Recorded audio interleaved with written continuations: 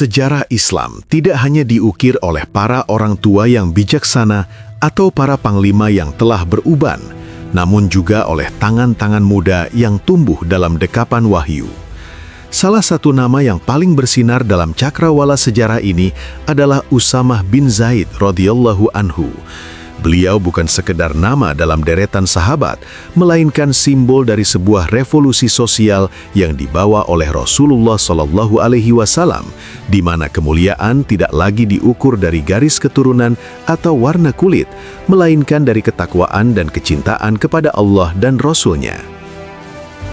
Sebelum kita menyelami lebih dalam kisah perjuangan sosok luar biasa ini, jangan lupa untuk menekan tombol subscribe dan nyalakan lonceng notifikasinya agar Anda tidak ketinggalan serial sejarah Islam lainnya. Silahkan like video ini sebagai bentuk dukungan Anda terhadap syiar dakwah digital ini. Dan bagi sahabat-sahabat sekalian, dari daerah mana saja Anda menyimak tayangan ini, silahkan tulis di kolom komentar. Semoga ukhuwah kita tetap terjaga, meski hanya melalui ruang digital. Lahir di tengah panasnya perjuangan dakwah di Mekah, sekitar tahun ketiga atau keempat kenabian, Usamah bin Zaid adalah pribadi yang praktis tidak pernah menyentuh debu-debu jahiliyah. Ia adalah anak kandung dakwah. Ayahnya adalah Zaid bin Harithah, satu-satunya sahabat yang namanya diabadikan oleh Allah dalam Al-Quran, seorang lelaki yang pernah menjadi budak, namun kemudian diangkat menjadi anak oleh Rasulullah. Ibunya adalah Ummu Aiman, wanita perkasa yang disebut Nabi sebagai ibuku setelah ibu kandungku. Maka Usamah lahir dari rahim ketaatan dan dididik dalam madrasah kenabian yang paling otentik. Tak heran jika di kemudian hari, para sahabat menyebutnya dengan gelar Al-Hibbu Ibnul Hibbi, sang kesayangan putra dari sang kesayangan. Kedekatan Usamah dengan Rasulullah bukanlah kedekatan yang biasa. Rasulullah seringkali memangku Usamah di satu paha beliau dan Hasan atau Husain di paha yang lain, seraya berdoa kepada Allah agar mencintai mereka sebagaimana beliau mencintai mereka. Usamah tumbuh dengan akhlak yang merupakan cerminan langsung dari kepribadian Nabi. Setiap gerak-gerik, tutur kata dan keberaniannya adalah hasil tempaan langsung dari tangan manusia paling mulia. Namun sejarah tidak membiarkan Usamah tumbuh dalam kemudahan saja. Allah memberikan ujian besar kepadanya untuk membentuk mentalitas kepemimpinan yang sesungguhnya. Salah satu peristiwa paling traumatis sekaligus menjadi pelajaran hukum Islam paling fundamental dalam hidup Usamah adalah saat ia pertama kali terjun ke medan tempur sebagai prajurit musyrik. Dalam sebuah ekspedisi militer, Usamah berhasil melumpuhkan seorang prajurit musyrik yang sangat tangguh. Saat pedang atau tombak Usamah sudah berada di leher orang tersebut, tiba-tiba sang musuh meneriakkan kalimat La ilaha illallah. Usamah yang saat itu masih muda dan penuh gejolak keberanian menganggap kalimat itu hanyalah tameng untuk menyelamatkan diri dari kematian. Tanpa ragu, Usamah tetap menghujamkan senjatanya hingga nyawa orang itu melayang. Kabar ini sampai ke telinga Rasulullah SAW.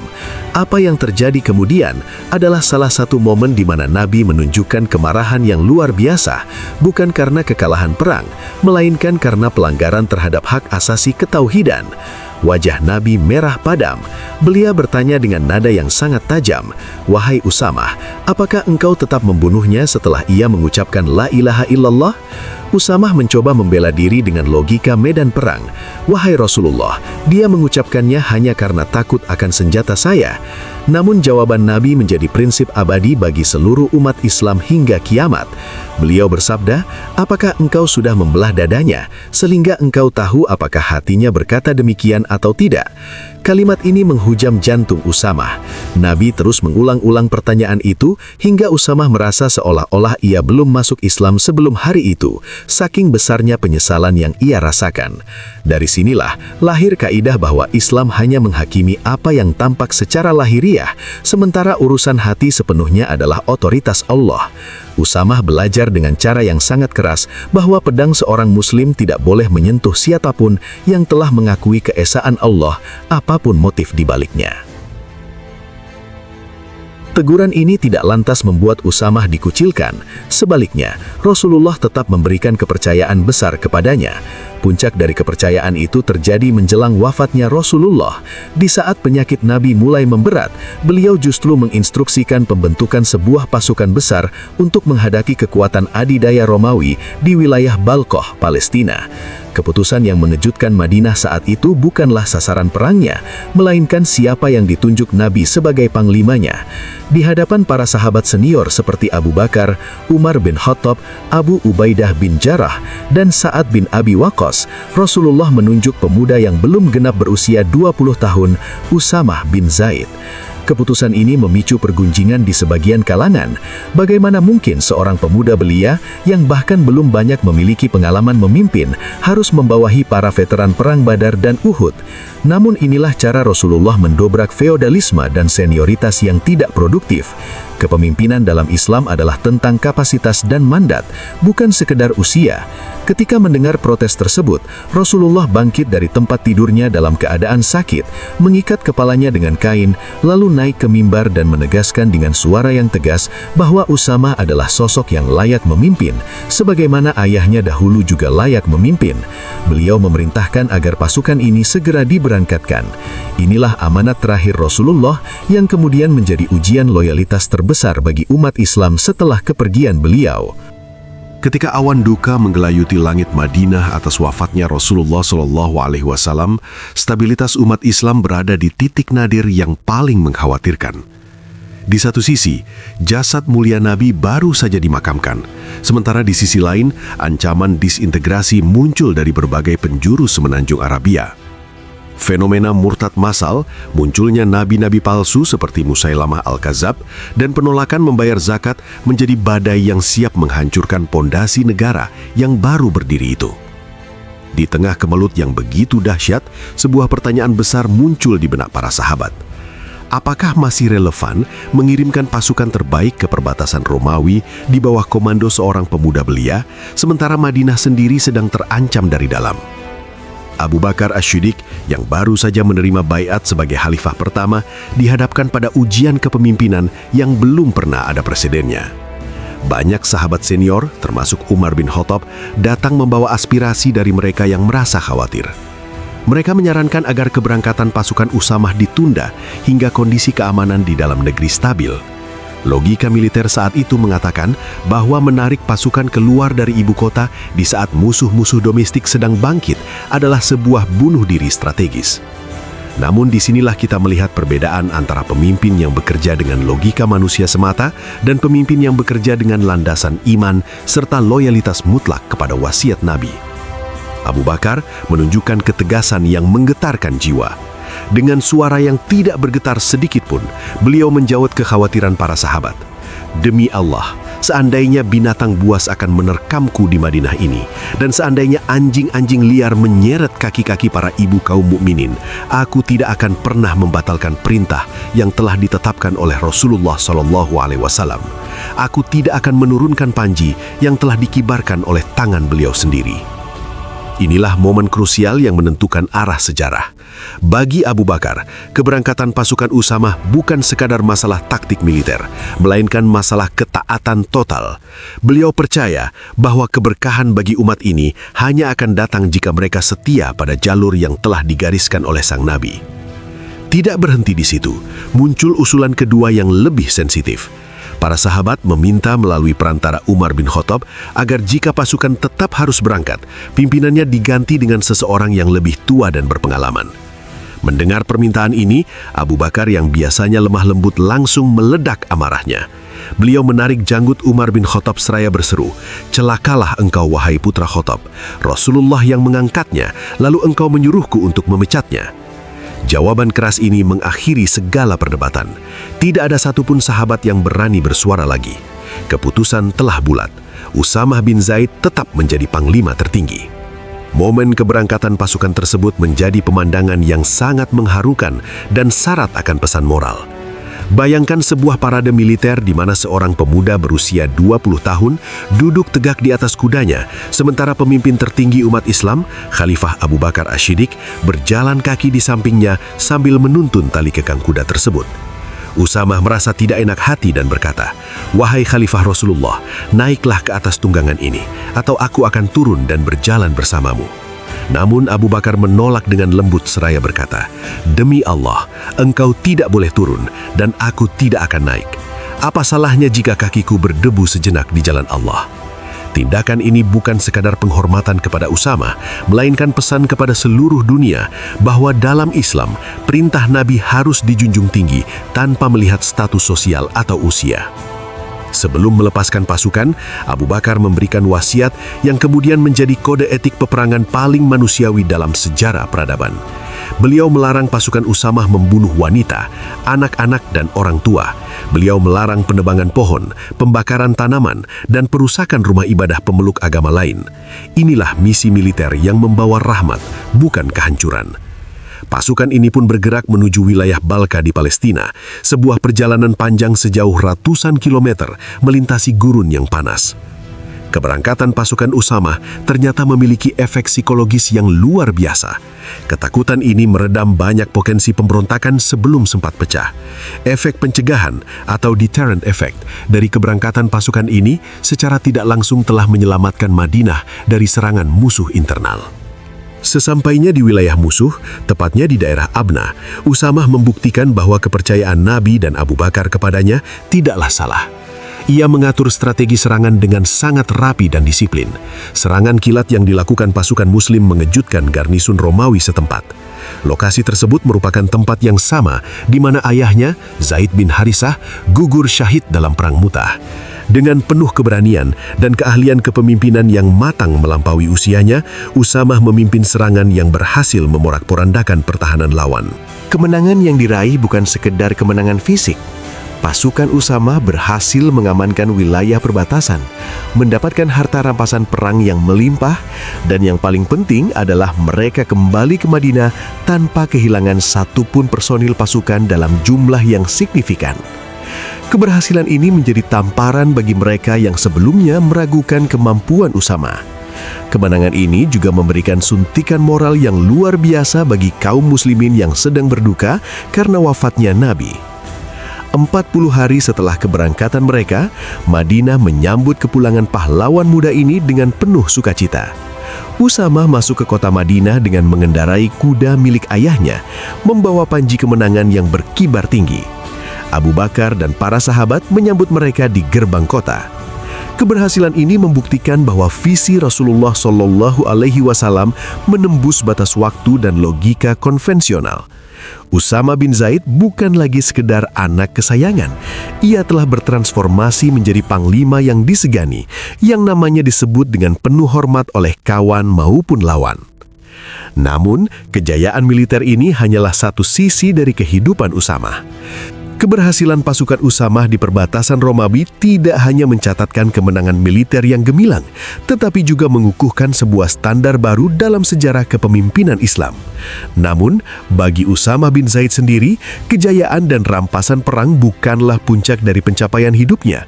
Justru, sisa hidupnya setelah wafatnya Rasulullah Shallallahu Alaihi Wasallam dan masa kekhalifahan Abu Bakar merupakan fase di mana integritas keimanannya diuji dengan cara yang jauh lebih berat dan lebih sunyi. Jika di masa muda ia diuji dengan keberanian menghadapi musuh di medan perang, maka di masa dewasanya ia diuji dengan kebijaksanaan untuk menahan diri di tengah badai fitnah yang mengoyak persatuan umat. Usamah tumbuh menjadi sosok yang sangat berhati-hati, bahkan cenderung sangat waspada terhadap segala sesuatu yang berkaitan dengan darah kaum muslimin. Trauma atas teguran keras Rasulullah Shallallahu Alaihi Wasallam di masa mudanya saat beliau membunuh orang yang sudah mengucapkan syahadat telah mengubah struktur berpikir dan bertindak Usamah secara permanen. Pengalaman itu bukan sekedar memori pahit, melainkan menjadi kompas moral yang membimbingnya melewati masa-masa paling kelam dalam sejarah politik Islam, yaitu masa di mana pedang kaum muslimin mulai terhunus satu sama lain. Setelah masa kepemimpinan Khalifah Umar bin Khattab dan Utsman bin Affan berlalu, umat Islam memasuki periode yang dikenal sebagai Al-Fitnatul Kubra atau fitnah besar. Pembunuhan Khalifah Utsman bin Affan memicu perpecahan yang sangat hebat. Di satu sisi ada Sayyidina Ali bin Abi Thalib yang telah dibaiat sebagai khalifah, dan di sisi lain ada Muawiyah bin Abi Sufyan dan kelompok lain yang menuntut keadilan atas darah Utsman. Ini adalah masa yang paling membingungkan bagi banyak sahabat Nabi. Mereka yang dahulu bahu-membahu melawan musyrikin Quraisy kini harus berdiri di barisan yang saling berhadapan di Perang Jamal dan Perang Siffin. Dalam situasi yang sangat dilematis ini, banyak sahabat besar mengambil posisi yang berbeda-beda. Namun, Usamah bin Zaid memilih sebuah posisi yang sangat konsisten dengan pelajaran yang ia terima dari Rasulullah Shallallahu Alaihi Wasallam.